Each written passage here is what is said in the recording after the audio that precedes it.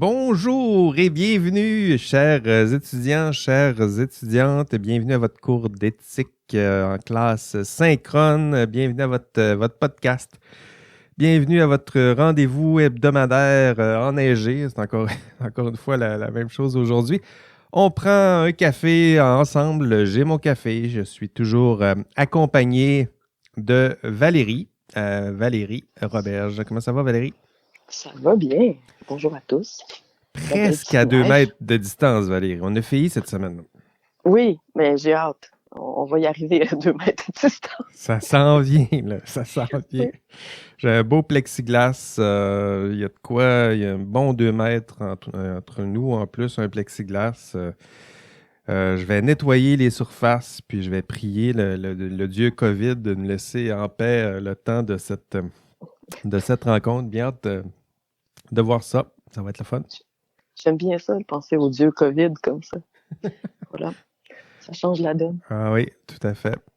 Comment allez-vous, chers étudiants? Où en êtes-vous dans votre progression, dans votre étude?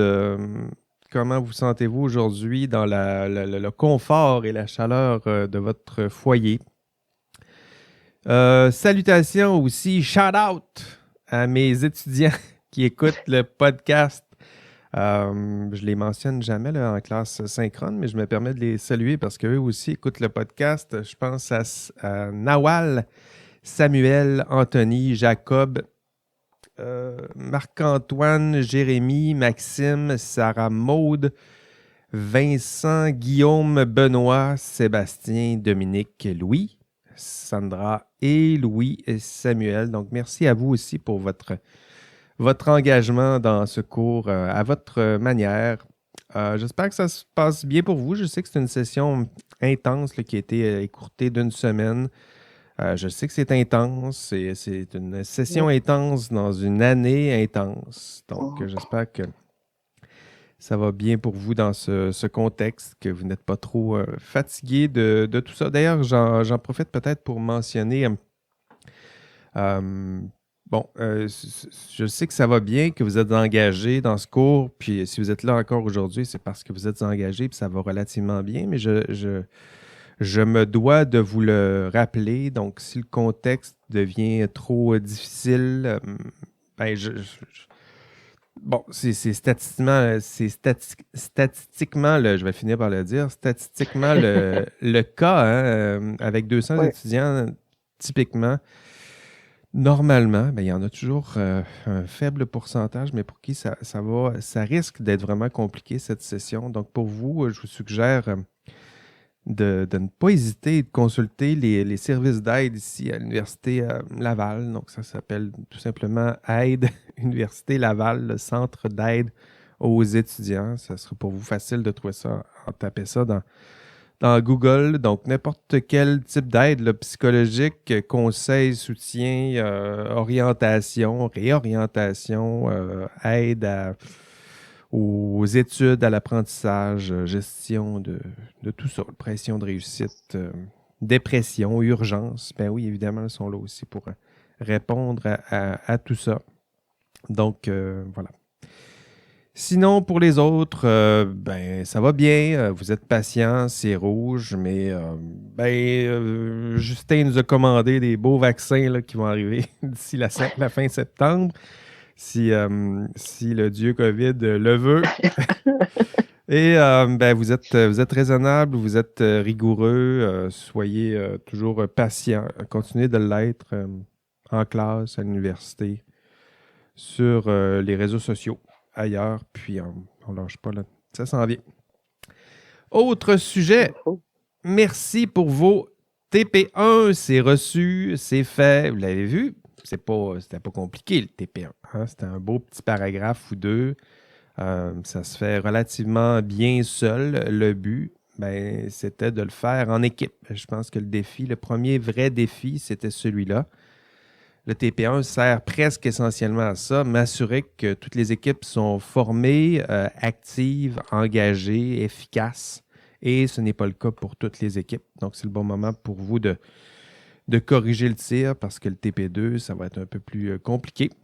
Mais merci pour vos TP1. Moi, ce que je vous promets, c'est de les corriger. De les corriger rapidement. Donc, d'ici vendredi, en fait, pas ce vendredi, mais l'autre, le vendredi 26 février, je vais vous remettre votre correction. Je vais vous remettre une grille de correction que j'aurai remplie, texte commenté au besoin. Parce que pour plusieurs, c'est pas grand-chose à dire et à ajouter là, lorsque c'est relativement bien fait. Commentaires audio, donc ça, j'en fais pour toutes les équipes, histoire de vous saluer, puis d'installer le ton, puis installer aussi les prochains objectifs pour le TP2. Donc, correction, ça s'en vient. Soyez patient, mais en même temps, soyez pas trop patient. C'est-à-dire que d'ici là, vous pouvez très aisément vous lancer dans le TP2. Donc, vous pouvez présumer que votre TP1 est bon. En fait, si vous avez bien fait les choses, en fait, suffisamment bon là, pour passer au TP2, commencer à compléter la grille. Donc, analyser votre TP1 à l'aide de la grille. C'est ce qui vous attend et rien ne vous empêche dès ce week-end de commencer, ou dès demain, mais dès cet après-midi même, de commencer à travailler sur ce TP1. TP2. TP2, oui. Merci Valérie. Autre sujet, retour sur le cours 3. Je suis allé relire le forum, beau forum, tu iras revoir ça, Valérie. On parle de triche, on parle du plagiat académique. Qu'est-ce qui nous permet de qualifier qu'un geste est grave, peu grave? Qu'est-ce que le plagiat? Intéressant de vous lire. Plusieurs étudiants parlent de triche ici même à l'université, ici même à la faculté de sciences et génie. Ça se peut, ça se pourrait. Bon, et dans ce cas-là, ça arrive chaque session, il y a de drôles de confidences, de drôles d'histoires qui sont racontées. Et on blâme le cours, on blâme le prof, on blâme le système. Et je comprends, là, ça fait du sens avec la matière qu'on a vue au module 3, mais en même temps, je me permets de vous rappeler et de vous faire cette remarque. Est-ce que vous pensez que ces raisons systémiques peuvent convaincre un comité disciplinaire? J'en doute. Hein? Imaginez-vous devant un comité disciplinaire. Bon, oui, mais c'est la faute du prof, c'est la faute du cours, le cours était poche. Tout le monde le fait. Hein, ça reste des raisons qui peuvent expliquer pourquoi on triche, mais ce n'est pas des raisons qui peuvent justifier un comportement. D'où l'importance, lorsque vous voyez que c'est le système comme ça qui corrompt ou qui rend votre intégrité et honnêteté plus difficile, il faut agir contre le système. Hein, pensez-vous que ce serait peut-être une bonne idée d'en parler, disons, à vos associations étudiantes, tiens. Hein, peut-être même, dans les autres années passées, là, je suggérais même de vous en plaindre directement à votre doyen aux études, à ceux et celles qui dirigent vos programmes. Vous devez, me semble-t-il, exiger des associations. Les associations étudiantes, c'est un peu aussi à ça que ça sert, là. Oui. Donc, demander à la direction de corriger un contexte, un cours. Un contexte, ça peut être un cours, mais un contexte qui nuit au comportement honnête et intègre des étudiants. Est-ce que c'est une bonne idée? J'en parle à chaque session, là, mais le ferez-vous? J'en doute aussi. Là, je veux dire, je suis prêt à vous accompagner, puis je vous invite à le faire, mais chaque année, je fais cette offre, puis c'est arrivé une fois où j'ai vraiment accompagné un étudiant qui a fait une plainte en bonne et due forme ou qui a tenté de faire bouger les choses. Donc, si vous voyez des cours, des problèmes contextuels comme ça, c'est le moment d'agir. Peut-être pas nécessairement pour vous directement, mais pour ceux et celles qui vont vous suivre. Je pense que c'est dans cette perspective-là qu'il faut comprendre ce genre de geste. Hein, moi, Ça me touche très sérieusement et très sincèrement, ce genre d'enjeu, là, dès qu'on parle de triche, d'intégrité et d'université. Là, vous voyez, là, c'est toutes mes marottes là, qui se mélangent, là. L'université, mon milieu de travail, mon expertise aussi, conduite responsable en recherche, éthique des étudiants en sciences et génie. Moi, ça m'intéresse tout ça, ça me touche personnellement. L'université, il faut que ça atteigne les idéaux qui sont promis, hein. Donc, un cours universitaire, là, je l'ai déjà dit ailleurs, ça devrait être l'expérience d'une vie. Là, je le dis sans ironie. Je sais que ce n'est pas toujours le cas. Un cours universitaire, ça devrait être euh, intellectuellement, pédagogiquement, humainement, l'expérience d'une vie. Et là, disant ça, je sais, je regarde Spotted U-Laval aussi, là, donc je sais que nous sommes bien loin de ces idéaux, mais je fais partie de ceux et celles qui font des efforts honnêtes pour m'en approcher, en tout cas avec les cours que je donne. Et je vous invite aussi à nous aider à améliorer ce système-là, l'université, les cours, vos programmes. Oui. Il me semble que nous avons tout un chacun la responsabilité de faire en sorte là, que ça progresse. Exiger plus de vos cours, exiger plus des... et là, ça commence maintenant, là. Donc, on parle d'université, mais ça sera la même chose au boulot, là. Exiger plus des institutions, des organisations qui vous gouvernent, qui influencent. À terme, là, c'est ça. Des organisations qui influencent ce que vous êtes, ce que vous ferez, ce que vous faites, ce que vous deviendrez. Donc, voilà. Que ferez-vous d'abord pour changer l'institution? Si vous avez des critiques à faire, là, je voyais qu'il y en avait plusieurs, des critiques à adresser à l'endroit de l'université, des cours, des programmes. Il faut agir, hein. De la même façon que dans l'exercice de la profession, si vous voyez que le problème, c'est le système, mais là aussi, hein, il faudra agir, poser les gestes, s'associer, être engagé, demander et exiger des changements, que ce soit par votre ordre professionnel ou votre employeur. C'était mon retour. Tu allais ajouter quelque chose, Valérie? Ah, j'allais juste dire que je te secondais, mais que c'est aussi intéressant parce que je suis quand même à la commission des affaires étudiantes, puis il y a des pourparlers sur les problèmes de triche, puis d'autres choses comme ça. Puis il y a certaines personnes qui essaient de dire qu'il faut aussi que les cours soient présentés d'une autre façon pour pas permettre justement la triche, mais pour pas la faciliter non plus. Puis comme il n'y a pas tant de pression de la part des étudiants pour signer ces problèmes-là, hein, dans les associations étudiantes, exactement ce que tu dis, ben, ça fait que souvent la pression se retrouve plus sur les étudiants que sur le corps professoral qui permet ça. T'sais. Puis je pense que le système mériterait d'avoir un peu plus de pression. Malheureusement, moi et Jean-François, on peut la faire, mais jusqu'à un certain point. C'est vraiment vous qui pouvez la faire. Puis ça ferait du bien qu'il y ait ça, parce que je trouve que sinon, ils font juste plus de surveillance pour les étudiants et ça crée comme un débalancement.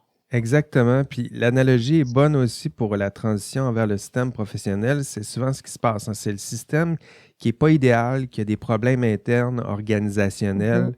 Quand on parlait de corruption, collusion, c'était un peu ça. Et le réflexe, à l'époque, des ordres professionnels, c'est exactement ce qu'on fait à l'université. C'est on regarde les étudiants ou pour l'ordre professionnel, on regarde les professionnels, puis on leur dit, oubliez pas, il faut être honnête et intègre. Comme si les personnes l'avaient oublié. Mais non, ils le savent. Mais il faut que le système en place rende ça plus aisé, plus simple. On veut pas du courage extraordinaire, on veut du courage ordinaire. Le petit courage là, quotidien là, que tout un chacun on est capable de fournir. Donc oui, triche à l'université, un sujet, on va le laisser ici pour aujourd'hui. Mais encore une fois, si vous avez des besoin d'accompagnement pour vous engager dans cette voie, moi, je suis tout à fait, autant pédagogiquement pour les intérêts du cours, mais sinon pour les intérêts de mon université et de mes étudiants, là, je suis tout à fait prêt à vous accompagner dans cette voie. Oui. Changement de sujet. Parlant de profession, aujourd'hui, module 5, nous allons aborder l'histoire du professionnel, hein, donc du professionnalisme. Vous connaissez un peu la ritournelle, comprendre d'où l'on vient pour savoir où l'on va. Je vais finir par le dire. pour savoir où l'on va. Je pense que ça s'applique bien aujourd'hui. C'est probablement la structure pédagogique de ce module-là, là, ou l'intention pédagogique. Vous en donnez un peu plus, rajouter quelques couches de culture historique là, dans votre culture historique générale, ajouter ce volet professionnalisme à vos connaissances. Donc, voilà, je vous ai même prévu une petite musique pour accompagner ce voyage historique. Ah, voilà. Oh, yeah. OK.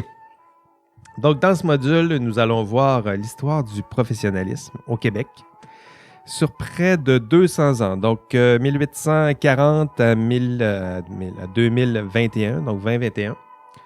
1840, contexte historique général, là, qu'est-ce qui se passait en 1840? C'est l'indépendance. L'indépendance, une vieille histoire. L'indépendance du Canada, les patriotes, révolte des patriotes. Si on est au Québec, là, c'est à ça que ça ressemble le contexte historique de l'histoire. On ne reculera pas si loin que ça. Du moins pas dans la présentation d'aujourd'hui. Dans ce module 5, l'histoire du professionnalisme, on va vous la raconter à travers plusieurs personnes. Donc, moi, je vais vous raconter cette histoire-là. Georges Legault aussi va vous raconter cette histoire-là.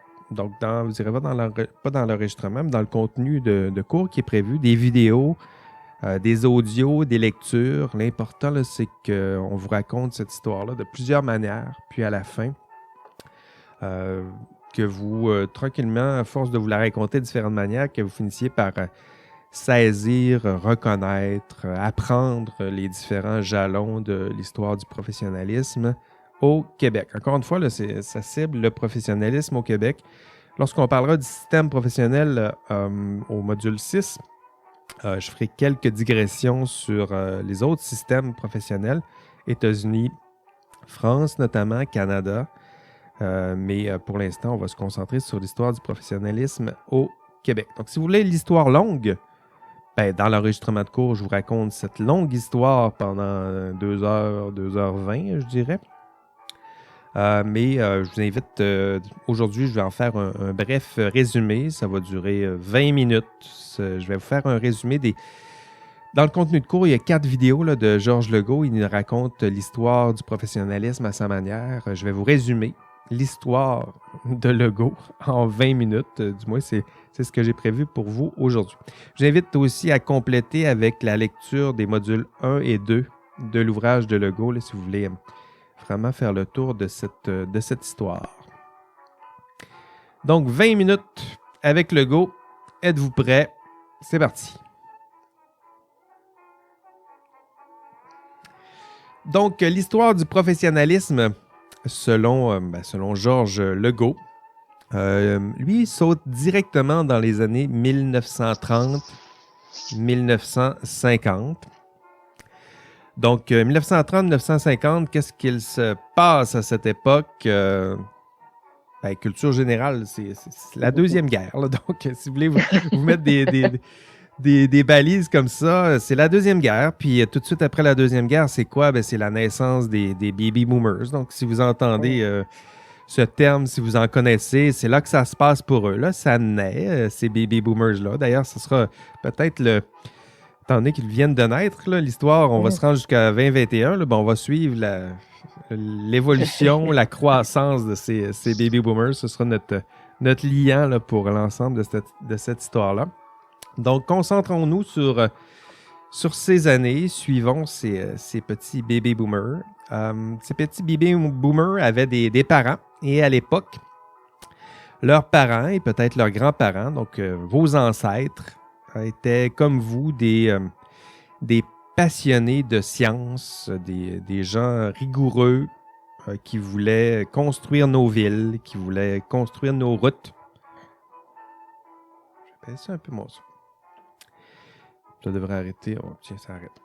Donc, vos ancêtres vous ressemblaient. Donc, même si on recule dans le temps, il n'y a rien qui ressemble plus à un professionnel en sciences qu'un autre. Même les anciens, ça vous ressemblait. Passionnés de sciences, ils voulaient construire nos villes, nos routes, Quoi d'autre?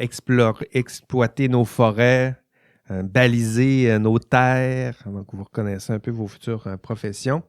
Donc, ils ont décidé de s'associer entre eux. Hein, le modèle, en 1930, les associations, à quoi ça ressemblait? Ben, le modèle le plus commun à l'époque, c'était le modèle religieux. Donc, les premiers modèles, il y a d'ailleurs des traces de ça encore aujourd'hui. Là. Le premier modèle, c'était un modèle basé sur un sentiment d'appartenance, mais surtout un modèle moral, religieux, poser des gestes, poser des signes là, au sens religieux pour démontrer l'adhésion à un groupe, l'adhésion à un code de valeurs. Donc, les ingénieurs, avocats, arpenteurs, géomètres de l'époque, quoi d'autre? Les médecins, les notaires, tous vont se regrouper, pas ensemble, mais chacun va constituer son groupe, on s'associe, on fait un engagement solennel, ça fait partie de l'histoire du professionnalisme, se regrouper, se donner toutes sortes de signes. On fait une promesse solennelle, on constitue un ordre, un peu comme on constituait les ordres religieux à l'époque, là. C'est-à-dire qu'on s'engage dans la voie de la soumission et du service. Le même langage, lorsque vous regardez des textes de l'époque, c'est aussi le langage de la vocation qui est là aussi pour les professionnels. Un peu comme la voie religieuse appelait les élus. Là, ben là, ici, on a des professionnels qui disent qu'ils ont l'appel. Ils quittent souvent le milieu familial pour aller se former dans les grandes villes, puis retourner parce qu'ils ont eu l'appel, ils ont entendu la voix, puis ils vont se mettre au service de la société, sinon de leur petite communauté. Donc, 1930, ça ressemble à ça. OK? Ils sont là, ils ont reçu l'appel, ils se sont regroupés, puis ensemble, ils vont se donner des valeurs, ils vont se faire une promesse de respecter certaines valeurs, de servir leur prochain. Donc, ce sont les premiers pas des professions libérales, hein, les professions libérales organisées, donc pas libérales au sens de parti libéral, mais libérales au sens de liberté. Donc, des êtres libres d'esprit, libres de contraintes, libres de salaire, libres des autorités en place, que ce soit les autorités religieuses, patronales. Donc, les professions libérales, c'était ça. Là. Pensez aux avocats, notaires, arpenteurs, ingénieurs, agronomes, là, des êtres d'esprit, savants, savoir théorique, pratique, libre. Donc, c'est ce qui les qualifie. D'ailleurs, il reste des traces de tout ça, là, ces premiers ordres-là, là, qui, avec les signes plutôt, le modèle religieux. Si vous passez un jour, et je vois qu'il y a des étudiants là, qui sont engagés un peu dans ce processus-là, là, la cérémonie du jonc, par exemple, chez les ingénieurs, ça ressemble. Vous allez voir que le religieux n'est pas très loin de tout ça. Là. On ne se tient pas la main, là, mais presque, mais on chante les louanges de la profession. Non, sans blague, vous allez le voir, c'est inspirant. C'est un peu anachronique, je dirais, un peu anachronique, un peu étrange, mais inspirant malgré tout. Mais tout ça, là, c'est des traces de l'histoire du professionnalisme qui sont encore là aujourd'hui, qui donnent sens aussi à l'exercice de la profession telle qu'elle est aujourd'hui. Elle a changé, évidemment, mais il y a encore des traces de tout ça. Donc, 1930-1950, des regroupements basés sur le sentiment d'appartenance, le modèle religieux, des hommes, des femmes guidés par des valeurs, guidés par l'excellence de leur discipline. Le modèle est calqué sur les ordres religieux. Donc, 1930, 1950, 1950 à 1970 maintenant. Donc, pensons aux baby boomers. Là, qu'est-ce qui se passe avec eux? Ils commencent à vieillir tranquillement. On se dirige tranquillement vers les études, l'université, 1960. Ça ressemble à quoi? Ben, ce qu'on voit là, de 1950 à 1970, Décroissance de la force de travail ouvrière. Donc, tout ce qui était de travail manuel, ça perd de son sens, ça perd de sa valeur. Et là, ce qu'on voit, c'est un grand mouvement de population vers les formations plus intellectuelles. Bon, pas le haut intellectuel, mais je dirais les jobs plus de type bureau avec formation universitaire. Donc, c'est le grand mouvement là, qu'on voit là. De moins en moins de besoins pour les travaux manuels et de plus en plus de besoins pour ce modèle-là le plus intellectuel. Donc, redirection des travailleurs vers les universités. Là, c'est ce qui se passe. Là. Pensez à ces baby boomers, qu'est-ce qui se passe? Bien, ils se retrouvent tous en même temps à vouloir aller à l'université, là, en même temps. Donc, on est au tournant 1960. Qu'est-ce qui se passe? Bien, en 1967, on va donner des cégeps à ces baby boomers-là. Une année plus tard, ben, pression sur les universités. À l'époque, 3 universités, pour ceux qui sont pas au courant de cette histoire universitaire, ben, Université Laval, UDM, donc Université de Montréal, McGill au Québec, ça ressemblait plutôt à ça. Et imaginez cette pression-là là, des baby boomers. Tout le monde veut aller à l'université, il y a 3 universités. Ça commence à se plaindre, à grogner un peu, et on répond à cette grogne populaire par la création du réseau des universités du Québec. Donc, vous demandez, c'est arrivé quand ces universités-là? UQAM, UQAC, UQTR, nommez-les, là. C'est des universités du Québec. Ont été créées exactement à cette époque-là. Pression des baby boomers, on a besoin de plus de formation. Force de travail, on n'en a plus besoin. Donc, on se dirige vers la formation cégep, formation universitaire. Il y a cette grande vague-là qui arrive. Et on va développer, oui, des savoirs universitaires, oui, des savoirs universitaires très ancrés dans les besoins de la population. À penser ce qui se fait je ne sais pas, mais ce qui se fait à l'UQAR, à Rimouski, ben, c'est pas exactement la même université que ce qui se fait en Abitibi. Dans Abitibi, il y a plutôt des professions ou des champs du savoir. On va cibler la foresterie, peut-être les mines éventuellement. À Rimouski, c'est quoi? C'est biologie marine, ce genre de thème-là. C'est ce qui se passe. Hein? Donc, un grand boom vers le savoir universitaire, tout ça, ça se déploie, mais ça crée quoi? Bien, ça crée une pression à la hausse sur les corporations professionnelles. Donc, je vous rappelle, là, 1930, on s'associe, les professionnels là, sont là, les avocats, les professions libérales, on se regroupe en 1930-1950, mais là, avec cette pression-là là, populaire vers le savoir, vers les universités, ce qui se passe, là, c'est que tout le monde, tout ce beau monde-là, éventuellement, aimerait bien faire partie de ces professions. Donc, tout le monde veut devenir ingénieur, arpenteur, chimiste, nommez-les à l'époque. Ou, encore mieux, on veut créer de nouvelles professions. Donc, ça, c'est un autre... j'ai un petit... Merci Windows de me déranger en plein cours.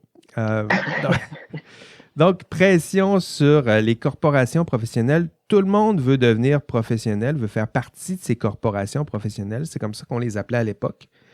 Donc, ingénieurs, médecins, nommez-les. Mais aussi, pression pour créer des nouvelles professions. Et ça arrive pourquoi? Ça arrive notamment à cause des champs du savoir qu'on est en train de déployer dans les universités. Là. Donc, éducation, tout à coup, c'est rendu un champ universitaire. Administration, psychologie, sciences sociales, gestion, tout ce beau monde-là qui ne peuvent pas nécessairement avoir accès à la profession d'ingénieur, par exemple, ben, vont essayer de créer eux aussi leur profession. Eux aussi ont un savoir, eux aussi sont investis dans un rôle social, veulent contribuer, veulent que leur statut soit reconnu. Donc, à cette époque, on est toujours dans les années 1960, 65, 70, naissance de plusieurs associations des psychologues, éducateurs, des administrateurs, des gestionnaires, des comptables et pression sur le système pour ouvrir des portes ou créer, soit ouvrir des portes aux professions existantes ou pour créer de nouvelles professions. Donc, une vague immense qui se passe à cette époque-là. Et ce qui c'est le découlant de tout ça, bien, c'est un peu le chaos. Hein. Plusieurs veulent faire partie de certaines professions. Parfois, on en laisse rentrer plusieurs dans ces professions, ce qui fait que ça devient assez hétérogène à l'intérieur des professions. Plusieurs se disent faire partie d'une profession. Plusieurs se dictent ou inventent des titres professionnels. Donc, c'est un peu le chaos à travers tout ça. Et qui dit chaos, dit intervention de l'État. Donc, en 1970, donc on est rendu, votre baby boomer, là, il est sur le bord d'avoir ses premiers enfants, je dirais, 1970. La commission à l'époque, c'était la commission Castonguay-Nepveux, qui va se pencher sur ce problème, les problèmes en santé notamment. Mais en se penchant sur les problèmes en santé, ils vont voir qu'il y a toutes sortes d'associations d'ordre, des professionnels qui se disent professionnels, d'autres qui sont incompétents, compétents, toutes sortes de problèmes internes qui vont forcer la main et l'État va intervenir pour faire de l'ordre, pour faire ce mauvais jeu de mots. Donc, en 1970, création du Code des professions. Donc, je dirais que c'est peut-être la date charnière là, où tout à coup, ce qui était un mouvement social, c'est comme ça que je l'ai décrit jusqu'à date, là. Des personnes qui s'associent entre eux pour partager des valeurs, pour partager l'excellence de leur profession. Tout à coup, l'intervention de l'État va créer un code, va créer des lois, et va créer des codes et des lois pour faire de l'ordre dans tout ça. Donc, ce qu'ils vont faire comme ordre, bien, ils vont protéger certains titres. Donc, désormais, ce n'est pas n'importe qui peut se dire ingénieur, arpenteur, notaire à partir de ces années-là. Non, c'est la loi qui décide. C'est la loi qui établit des critères pour créer un ordre professionnel, pour faire partie d'un ordre professionnel, qui définit désormais c'est quoi un professionnel et quels sont ses devoirs et obligations en tant que professionnel. Donc, le titre et en plus, certains actes vont être protégés. Donc, désormais, c'est plus n'importe qui peut poser un acte médical, et heureusement, mais c'est pas n'importe qui peut poser un acte d'ingénierie, c'est pas n'importe qui peut poser un acte agronomique, tiens, pour en donner un autre exemple. Donc, 1973, donc au tournant des années 70, c'est ce qui se passe. Il y a une structure sociale que j'ai dépeinte un peu plus tôt, auto-régulée, contrôle interne, on se donne nos règles, on se donne nos balises, on se donne nos limites. Et tout ça va être enrichi, moi j'aime bien dire enrichir au lieu de remplacer, parce que je vois plutôt ça comme un ajout, mais enrichi d'une structure légale, au tournant des années 70. Donc, tout à coup, intervention externe de loi. Tout est désormais plus ou mieux contrôlé. Contrôle externe, c'est plus nécessairement les professionnels qui décident de tout, mais c'est le législateur qui peut, le ministre qui peut dire, qui a désormais son mot à dire sur les affaires des professionnels. Et donc, c'est ce qui se passe. Hein. Pour faire de l'ordre, tiens, si on veut prendre l'exemple du COVID, là, on voit un peu ce qui se passe avec dès que le chaos s'installe, on veut s'auto-réguler, puis on dit vous êtes capable, on va vous donner des suggestions de comportement et auto-régulez-vous. Mais ce qu'on voit, lorsqu'il y a un peu de désordre, lorsqu'il y a un peu d'incertitude et de crainte, ben, ce qu'on fait, c'est le réflexe. C'est réponses législatives, création de règles, de lois, de décrets, de contraintes imposées, de surveillance, de sanctions.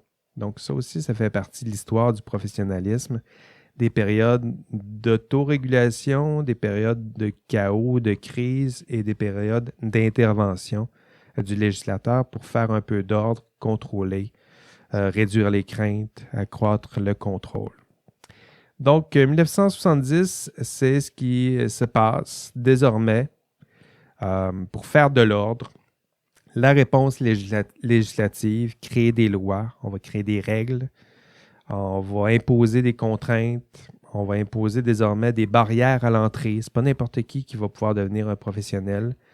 On va donner des barrières ou des contraintes d'éducation. Donc, c'est pas n'importe qui peut devenir ingénieur, doit passer par un système d'éducation ou des programmes d'éducation qui, eux, ces programmes sont agréés par d'autres organismes. Donc, ce mouvement là, de contrôle, surveillance des membres, c'est au tournant des années 70 que ça se passe. 1980 maintenant. Que se passe-t-il en 1980 à part musique avec des mauvais synthétiseurs et des vêtements aux couleurs fluo? Que se passe-t-il dans les années 80? Legault, lui, parle dans les années 80, puis c'est intéressant de le mentionner, du mouvement de la qualité totale. Donc ça, c'est un mouvement, il y a encore des traces aujourd'hui de tout ça. Le Total Quality Management, c'est un système basé sur, je dirais, c'est le clientélisme tel qu'on le connaît aujourd'hui, s'assurer que le client soit satisfait. Donc, le concept de satisfaction du client, c'est dans ces années-là là, que ça commence à naître, à prendre de l'espace. Et pour de très bonnes raisons. Là. Peut-être qu'à l'époque, c'était justement le client qui souffrait de tout ça, de cette autonomie du système professionnel. Parfois, c'est le client qui en souffrait un peu. Et donc, le mouvement va enrichir là aussi l'histoire du professionnalisme, mais va aussi traîner avec lui dans ce courant la place parfois trop importante du client dans l'exercice de la profession. Donc, c'est un courant qui est né dans le marketing, je dirais, des années 80, mais vous trouvez toutes sortes de traces encore aujourd'hui dans les systèmes qui vont vous encadrer chez vos futurs employeurs, les standards de gestion, de qualité, les normes ISO, par exemple, c'est tout à fait dans cet esprit-là. La satisfaction, à la fin, c'est la satisfaction du client. Il y a une promesse, il y a des standards de qualité, puis on s'assure de répondre à ces standards de qualité pour s'assurer que le client soit satisfait. Donc ça, c'est dans cet esprit-là, les années 80, pour Legault, c'est exactement là où il y a un passage important. Je pense que c'est une critique intéressante de Legault. On passe d'un modèle où ce qui était important, c'était, je dirais, l'intégrité, l'honnêteté des professionnels à un système où ce qui est plutôt important, c'est la qualité du service et à la fin, c'est la satisfaction du client. On comprend que les deux peuvent être combinatoires, là, mais ils peuvent aussi être en contradiction ou en tension, c'est-à-dire que ce n'est pas nécessairement parce que le client est satisfait ou que le professionnel en question a été intègre, a été honnête ou a bien exercé sa profession. Donc, il y a quelque chose à penser dans cet esprit-là. Donc, le mouvement de la qualité totale, un mouvement où c'est d'abord l'affaire du client, de la satisfaction du client. Et là, pour ceux et celles qui n'auraient pas fait ce lien, je me permets de vous le dire, le client, dans une perspective dans l'esprit du professionnel ou dans l'esprit des lois qui encadrent le système professionnel, le client, c'est souvent le patron. Hein? Donc, pour plusieurs, ils vont se dire, le client, c'est lui qui paye, c'est lui qui doit être satisfait. Oui, mais le client dans l'exercice de votre profession, c'est d'abord celui qui vous paye. Hein? Le client, pour votre ordre professionnel, c'est le premier bénéficiaire de vos services et le premier bénéficiaire de vos services, c'est votre patron.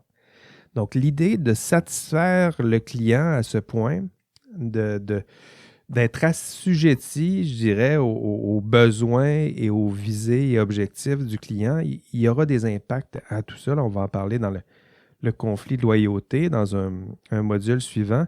Mais ça, cette tension-là, là, elle commence à naître, je dirais, dans les années 80. Du moins, elle prend de l'ampleur dans les années 80. Donc, c'était les années 80.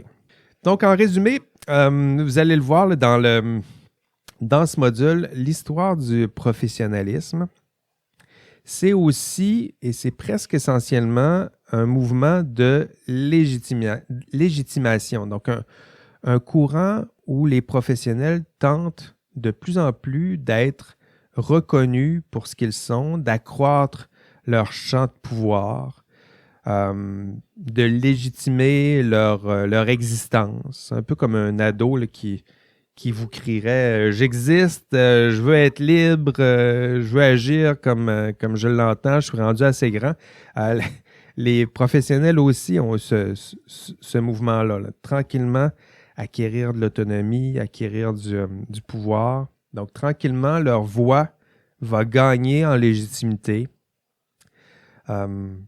Autrement dit, lorsqu'un professionnel donne son avis, exerce son jugement professionnel, il ne parle pas seulement au nom de sa propre individualité, là. Il fonde son autorité, ce qui lui donne de la légitimité. Autrement dit, là, ce qui lui donne de la légitimité, c'est 3 figures d'autorité.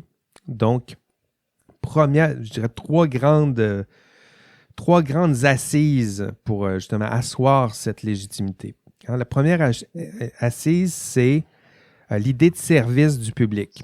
Elle est là depuis le début de l'histoire du professionnalisme. Servir le public, être au service de la protection du public. Donc, quand un professionnel parle, il assoit sa légitimité. Pourquoi devrait-on l'écouter? Pourquoi devrait-on lui donner du pouvoir? Parce qu'il parle au nom de la protection du public. Donc ça, c'est là depuis le tout début de l'histoire et c'est encore là aujourd'hui. Donc ça, c'est son première assise, c'est celle-là. Donc, au nom de la protection du public, vous devez reconnaître mon existence, vous devez me donner certains pouvoirs. Deuxième légitimité, au nom de la science. Oups. Au nom de la science, voyons, j'ai des problèmes avec moi. Au nom de la science, donc légitimité scientifique. Donc, votre profession, là, c'est un combo de savoir pratique, de savoir théorique. Donc, lorsque vous vous présentez, lorsque vous exercez votre jugement professionnel, lorsque vous dites « Écoutez-moi, j'ai quelque chose à dire », sur quoi appuyez-vous votre légitimité? Au nom de la protection du public, mais aussi au nom de la science. C'est parce que le professionnel parle au nom de la science, parle au nom des valeurs de la science, parce qu'il y a des valeurs derrière la science. Vérité, rigueur, collégialité, la force des faits. Donc, voilà, au nom de la science. Et si vous négligez la science, la rigueur, les faits, si vous faites trop de compromis et sacrifiez certaines valeurs de la science, sacrifice de la vérité, on est plus ou moins rigoureux, on ne tient plus compte de tous les faits, il ne reste plus grand-chose de la légitimité de votre profession. Donc ça, c'est la deuxième assise, d'abord au nom de la protection du public, deuxièmement au nom de la science, et troisième assise, légitimité juridique. Donc désormais, j'en parlais en 1970, qu'est-ce qui se passe? La loi, le législateur, le code des professions, les codes de déontologie professionnelle, tout ça, ça se passe en 1970 et on ajoute une autre forme de légitimité qui est une légitimité juridique au nom de la loi. Donc, un professionnel, il se présente. Pourquoi devrait-on l'écouter? Pourquoi devrait-on lui donner une forme de pouvoir, des honoraires, une forme de liberté? C'est parce qu'il parle aussi, non seulement au nom du public, au nom de la science, mais aussi au nom de la loi. Donc, il a un code qui a force de loi et il parle aussi au nom de la loi. Donc, il a la responsabilité de défendre la science, le public et la loi. Donc, faut bien le voir, là, si vos proches ou pairs vous mettez à contourner certaines lois, certaines règles, là aussi, il y a une perte de légitimité collective. Donc, en somme, le professionnel, il ne parle pas seulement en son nom personnel. Plus l'histoire avance, plus on ajoute des couches, d'abord au nom du public, au nom de la science, ça fait toujours partie de l'équation, et désormais au nom de la loi, le chercheur assoit sa légitimité sur ces trois grands socles. Et dernière étape dans l'histoire racontée par Georges Legault, on est au tournant de 1970-1980. Ben, là, votre baby boomer, ben, il y a eu des enfants, dont moi. Je suis né dans cette zone-là. Donc, après la mise en place du système professionnel, il faut le voir, 1970-1973, le système professionnel est tout à coup à force de loi. On donne des lois, des règles, un cadre normatif. Et pourtant, 1970, ben, ça ne règle pas tous les problèmes, sachez-le. C'est pas parce qu'on crée des lois que nécessairement on règle les problèmes. Au contraire, on se met à accumuler les crises. Et là, dans le cours, je vous en parle plus longuement, mais pour faire un résumé, 1973, on a commission SECO. 1974, la commission Clich, où on parle de deux commissions, où on parle de construction, syndicats, on parle de crime organisé à travers ça. 1980, c'est la commission Malouf là, sur la construction du stade olympique. Dépassement de coûts, construction, crime organisé, toujours là, des commissions ou des professionnels, rappelons-le, qui parleraient au nom de la science, qui parlent au nom de la loi, auraient commis toutes sortes de gestes plus ou moins honorables. Et 2000, ben là, ici, vous avez vu un module et quelques présentations là-dessus, là, la commission Charbonneau, encore une fois, des professionnels, construction, crime organisé, corruption, collusion et des professionnels qui pourtant ont fait toutes sortes de promesses, sont encadrés par des lois, ont une petite bague, ils se sont fait leur petite cérémonie et pourtant on se retrouve avec ce genre de problème. Et Georges Legault parle depuis de notre époque, de votre époque, à la nôtre, comme une époque en crise. Crise au sens de ça va mal, ça pourrait, ça doit être redéfini, ça doit être repensé, sinon c'est voué à disparaître. C'est ce que nous dit Legault. Et vous maintenant? Donc là, je vous ai raconté cette histoire-là. Après cette histoire du professionnalisme, et vous, avez-vous l'impression que votre profession est en crise? Qu'est-ce que ça veut dire pour vous? Ben, posez-vous ces questions-là, puis on va voir si vous êtes en crise. Qu'est-ce qu'un professionnel pour vous? Est-ce que vous vous dites oui, j'adore le professionnel, je vais en faire partie, ou bof, what, c'est quoi que ça donne? Puis, qu'est-ce que vous savez de l'histoire que saviez-vous avant que je vous raconte l'histoire du professionnalisme? Que savez-vous de votre identité professionnelle? Quand avez-vous entendu parler pour la première fois de votre ordre professionnel? Est-ce que c'est dans ce cours? Est-ce que c'est normal que ce soit la première fois que vous entendiez parler de votre ordre professionnel dans un cours de troisième année universitaire? Comment se porte votre identité professionnelle? Comment se porte votre profession? Votre profession a-t-elle déjà disparu? Que reste-t-il de cette histoire qu'est l'histoire du professionnalisme? Donc, si vous... je vous le dis, là, ces réponses, je vous pose les questions et vos réponses ne sont très certainement pas homogènes, là, c'est-à-dire que vos réponses varient, et je l'ai déjà fait là, pour avoir posé ces questions-là sur les forums, vos réponses varient beaucoup d'une profession à l'autre, d'une future profession à l'autre. Hein. Il y a un monde, je dirais, entre l'arpenteur géomètre qui se définit presque essentiellement par son système professionnel. Il y a un monde entre lui et l'ingénieur qui souvent se définit presque exclusivement par son employeur, par son champ d'expertise. Il y a une distance qui est importante, hein, sans parler du chimiste qui, lui, ignore souvent qu'il risque de faire partie d'un ordre professionnel, qu'il souhaite plus ou moins, il comprend plus ou moins la pertinence de tout ça. Donc, il y a des variations, même si je vous pose à tous en même temps ces questions-là. Et pourtant, vous vous dirigez vers une profession. Donc, c'est ça qui est le qui est le plus étrange, c'est que vous vous dirigez vers une profession. Vous n'avez pas tout à fait des réponses à ça.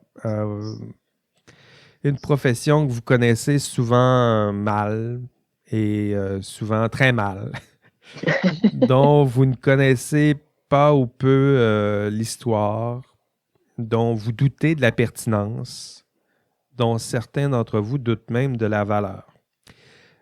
J'espère que vous vous rendez compte là, de la difficulté, même pas logique, la difficulté existentielle, je dirais, de tout ça. C'est-à-dire que vous vous dirigez vers une profession qui, pour vous, vous connaissez à peine l'histoire. Vous questionnez peut-être déjà la pertinence, sinon la valeur de cette profession-là. Donc, si c'est pas l'absurde, ça, de Camus, là, je ne vois pas d'autres choses. C'est-à-dire, comment allez-vous donner du sens à une profession? Comment allez-vous donner sens à une profession dans laquelle vous allez bientôt faire vos premiers pas? C'est la question qui se pose dans un moment de crise, là. Pourquoi vous dirigez vers une profession qui a peu de sens, aurait peu de valeur? Mais si vous m'écoutez encore et si vous posez ces questions-là, si ça commence à vous faire réfléchir, nous sommes sauvés. Nous sommes sauvés, la Valérie. OK. Si vous réagissez déjà, si vous commencez à vous poser ces questions, si ça vous fait réagir, si vous commencez à chercher du sens dans tout ça, vous posez la question, ben oui, pourquoi une profession? Pourquoi j'ai choisi ça? Je ne savais même pas. Est-ce que ça a du sens? Est-ce que je crois dans tout ce qu'il vient de me raconter? Ouais. Donc, si pour vous, si vous contribuez à chercher et à donner du sens, voilà, nous sommes sauvés. Puis sinon, je ne veux pas vous inquiéter, là, mais sinon, vous êtes en train de suivre un cours là, dont vous doutez de la pertinence dans votre cursus et vous cheminez vers une profession qui, pour vous, n'a pas de sens, n'a pas d'histoire, n'a pas de valeur. Donc, et un petit cours d'histoire aujourd'hui, c'est une vraie perte de temps existentiel pour vous, là. Ou au contraire, vous cheminez vers une profession, vous commencez à vous poser des questions, vous tentez d'en comprendre le sens et la pertinence en ce moment, et on va vous accompagner là-dedans. Désolé, là, je sais que je pourrais avoir l'air pessimiste, là, mais au contraire, vous le savez, je ne suis pas pessimiste.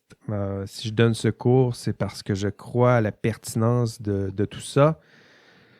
Si je vous enseigne, c'est que je crois mordicus à la pertinence de toutes ces questions. Je crois au sens de cette profession. Et la beauté de tout ça, de toutes ces questions-là, c'est que ça dépend de vous, hein. Donc, vous n'êtes pas... vous avez pouvoir d'action là, sur ces questions, c'est-à-dire que vous êtes les futurs professionnels de demain. Vous êtes engagés dans cette voie, en tout cas. Et vous êtes ceux et celles qui exercerez cette profession dans 3, 4, 5 ans. Et vous pouvez, dès maintenant, et éventuellement, transformer votre profession. Mais d'abord, avant de savoir où l'on va, il faut savoir d'où vous venez. Et voilà, vous savez un peu plus en 20 minutes d'où vous venez, du moins à quoi ressemblaient vos ancêtres baby boomers, ceux et celles qui étaient là avant vous, qui ont tenté de constituer, de créer ce qu'on appelle aujourd'hui des ordres professionnels. Si vous voulez la version plus longue, allez lire, allez consulter l'enregistrement de cours, allez voir les vidéos. C'est ce qui vous attend pour ce module 5. Donc, c'était mon résumé. Quoi faire maintenant pour ce module 5? Vous écoutez l'enregistrement virtuel, vous écoutez les podcasts, vous visionnez l'enregistrement de cours, 2h30 à peu près. Vous lisez les chapitres 1 et 2 de l'ouvrage de Legault. Vous lisez le texte de Gilles Dussault, ou lui aussi, c'est un autre auteur qui fait un autre portrait. Vous allez voir qu'il y a des recoupements, et c'est tout à fait intentionnel de ma part, des redites, des recoupements, voire différentes versions aussi de l'histoire du professionnalisme. Allez consulter les PowerPoint, allez compléter les questionnaires d'auto-évaluation, allez participer au forum, au module 5, où on se posera la question ensemble, que reste-t-il de cette histoire? Qu'avons-nous gagné et qu'avons-nous perdu? Parce qu'il y a eu des gains, soit, mais il y a eu des pertes aussi. Et votre TP1 est remis, ça aussi, donc ça c'est fait, mais vous pouvez dès cette semaine commencer à vous lancer dans l'analyse à l'aide de la grille de Legault du TP2. Et pourquoi faire tout ça? Je vous rappelle les objectifs du module 5. Être capable de 1. Expliquer comment, historiquement, les ordres professionnels se sont constitués au Québec. Vous avez vu une version courte de votre prof aujourd'hui. Identifier les principaux jalons de l'histoire du professionnalisme au Québec. Donc, connaître quelques balises, très certainement, les balises les plus importantes. Distinguer les différents modèles de professionnels et d'ordres professionnels qui ont été promus au cours de l'histoire du professionnalisme au Québec. Ça, on en parle dans l'enregistrement de cours et j'en ai pas parlé dans cet enregistrement audio. Oh. Et avant de conclure, là, visuellement, là, vous réagissez un peu comme Valérie en ce moment. Avant de conclure, je vous avais promis un caout concernant la grille de Legault. Alors, allons-y. En podcast, je vous reviens après cet intermède musical. Oh! Bonjour à vous. J'en profite pour vous donner l'indice de la semaine. L'indice de la semaine est Alain Garnier. Alain Garnier est votre vice-doyen aux études. Donc, Alain Garnier, vice-doyen aux études de la Faculté de sciences et de génie. On a eu le même réflexe de mouvement de tête. Bon, OK, on recommence. Attendez, je vais retourner dans mon enregistrement de podcast. Là. De retour de ce caout épique, bravo, vous connaissez un peu mieux votre grille de Legault. C'est fait. Merci d'avoir participé. Merci de votre engagement. C'était beau de voir ça. Bravo, bravo gagnants. Peut-être, Valérie, qui sont les gagnants du caout sur la grille de Legault? C'était Benjamin Girard qui était Bagatès, Hugo Carrier qui était Hugo et Élie Gingras qui était Gargamel. Voilà. Bravo à nos 3 récipiendaires. Belle participation. Donc, c'était un caout sur la grille de Legault. On voit qu'il y a encore... je regardais les réponses. Je vais regarder le fichier Excel, là, mais il me semble qu'il y a encore du travail à faire de votre côté pour vous approprier cette grille. Mais en même temps, c'est à force de lire, d'en parler, de vous la faire utiliser que tranquillement, vous allez devenir aussi bon que Gargamel, a.k.a. Ellie. Donc, ça s'en vient, on ne lâche pas. On entendait votre cœur battre là, jusqu'ici sur le campus, mais voilà, c'est fait, c'est tout, et c'est sur cela que nous allons conclure notre enregistrement cette semaine. Merci Valérie. Merci à toi, merci à vous aussi. Pas trop de folie sur le chat là, aujourd'hui, ça a bien été? Non, c'était raisonnable, mais c'était quand même bien rempli. Ça, bonne participation. Bravo! Donc, pas trop de plaintes, pas trop de protets là, sur... Il y en a, là, dès qu'on fait un caout, là, c'est le lag et problème de connexion. On verra, là, on gérera les... Même pas. Je pense que comme tout le monde est à distance, personne ne peut vraiment juste chialer après ça. C'est vrai, en classe, il y avait ça. Il y avait ceux qui étaient en classe, puis ceux qui étaient à distance. Puis ceux qui étaient à distance se plaignaient toujours qu'il y avait du lag, puis c'est pour ça qu'ils réussissaient moins bien, puis peut-être avec raison. Donc, merci à vous tous et toutes pour votre engagement dans ce cours, votre participation. Ce sera tout pour nous cette semaine. Alors, on se revoit la semaine prochaine et d'ici là, prenez soin de vous, prenez soin de vos proches et on se revoit la semaine prochaine pour un autre café en bonne compagnie. Allez, bye bye.